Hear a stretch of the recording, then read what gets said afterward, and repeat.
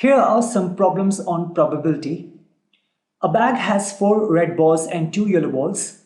The balls are identical in all respects other than their colors. A ball is drawn from the bag without looking into the bag. What is the probability of getting a red ball? Is it more or less than getting a yellow ball? Now, this is very important, without looking into the bag. Because when you look into the bag, if you're looking into the bag, then you'll pick the ball having the color which you want. Then there's no question of probability or chance or likelihood, right? You'll straight pick up the ball you want. But if you're not aware of what color you are picking, so in that case, probability plays the role. Now, there are 4 red balls and 2 yellow balls, right? And you are picking up the ball without looking into it. Now, tell me, what are the possible outcomes actually? There are 2 possible outcomes. Either you will pick a red ball, or this is one outcome, and either you can pick up a yellow ball. This is another outcome. Now, if we are asked for what is the probability of getting a red ball, how many red balls do we have? We have 4 red balls, right? 4 red balls. And what is the total number of balls? There are total 6 balls. There are total 6 balls.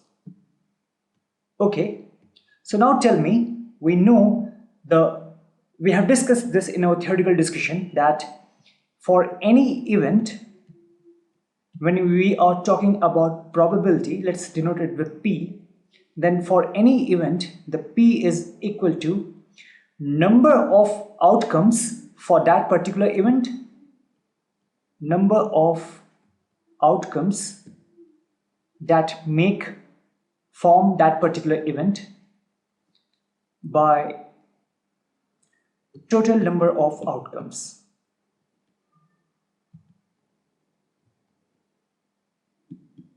Now, here total number of outcomes is actually what? 6, because you can pick up this one, you can pick up this one, or this one, or this one, or this one, or this one. So there are total number of 6 outcomes, right? Total number of 6 outcomes. So this is by 6. And how many outcomes form this event? Now, this event is formed by 4 red balls, right? You can pick up this one, or this one, or this one, or this one. Doesn't matter which one you pick from these 4 balls, that will form this event. So there are 4 red balls, therefore there is 4 outcomes that form this event. So this is 4 by 6. Now if you want to simplify it, you can get 2 by 3, right? So this is for the red balls. Now if you look at this one, is it more or less than getting a yellow ball? Now, what's the probability of getting a yellow ball? So for this event, that is for getting a yellow ball, if you calculate, if this one is P1, let's say that this is P2. How many outcomes form this event? 2, because there are 2 yellow balls. So 2 by, what's the total number of outcomes in this case? It's 6. So this, if you solve it, you get 1 by 3. Now if you compare this P2, that is 1 by 3, and this P1, that is 2 by 3, clearly 2 by 3 is greater than 1 by 3. Therefore, probability of getting a red ball is greater than the probability of getting a yellow ball. Here we have another problem. List the outcomes you can see in these experiments. So the first one is spinning the wheel. Now, if you rotate this wheel in the clockwise direction, then if this is a pointer, then the pointer can point at B, at A, at C, at D, or at this A. We have 2 A's here.